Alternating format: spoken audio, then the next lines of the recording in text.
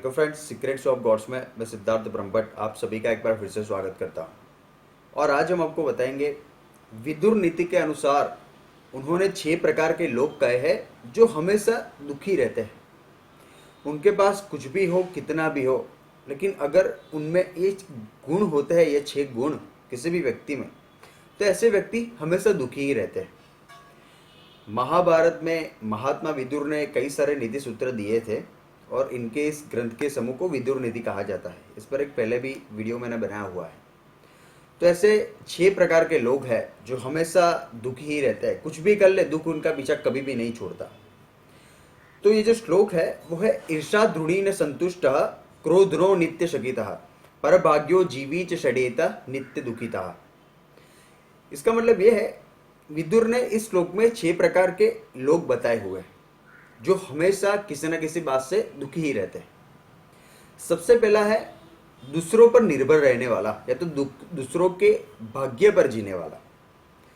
जो लोग खुद आलसी होते हैं, खुद मेहनत करना नहीं चाहते हैं, खुद कामचोर होते हैं, या तो ऐसे होते हैं जो दूसरों के भाग्य पर निर्भर करते हैं, दूसरों पर डिपेंडेंट रहते हैं। डिपेंडेंट लोगों की बात विदुर इस श्लोक में कर रहे हैं।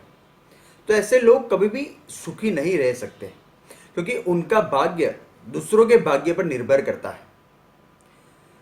इसके बाद दूसरा जो उन्होंने बताया है वो है असंतुष्ट व्यक्ति। कुछ लोगों के पास कितना भी धन हो, कितना भी पैसा हो, कुछ भी हो, लेकिन फिर भी उन लोगों के अंदर वो लोग संतुष्ट नहीं होते। असंतुष्टि की भावना उनमें लगी रहती है। जितनी भी उनकी जरूरत हो उससे ज्यादा की उम्मीद वो लोग लगाए बैठे रहते हैं।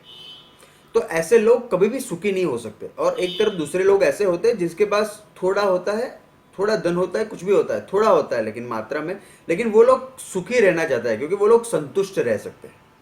तो जो लोग संतुष्ट रह सकते हैं वो लोग हमेशा सुखी रहते हैं। जो लोग संतुष्ट नहीं रह सकते, जो असंतुष्टि होता है, दुख कभी भी उनका पीछा नहीं छोड़ता।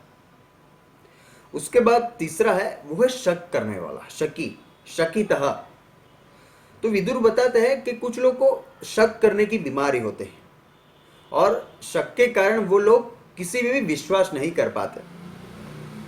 हालांकि विश्वास बहुत जल्दी भी नहीं करना चाहिए, लेकिन ऐसी सिचुएशन में ऐसा होता है कि जो लोग उनका भला चाहते हैं, जो शकी लोग होते हैं, अगर उनका कोई भला चाहता है तो वो उन पे भी जल्दी विश्वास नहीं कर पाता क्योंकि उनको शक करने की बीमारी होती है।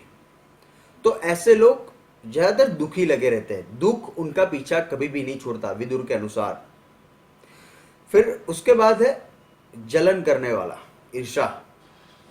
कुछ लोग होते हैं जो खुद को छोड़कर दूसरों को ज्यादा ऑब्जर्व करते हैं और दूसरों के सुख से वो लोग अपना दुख बढ़ाते हैं, दूसरों के सुख से वो लोग दुखी होते हैं।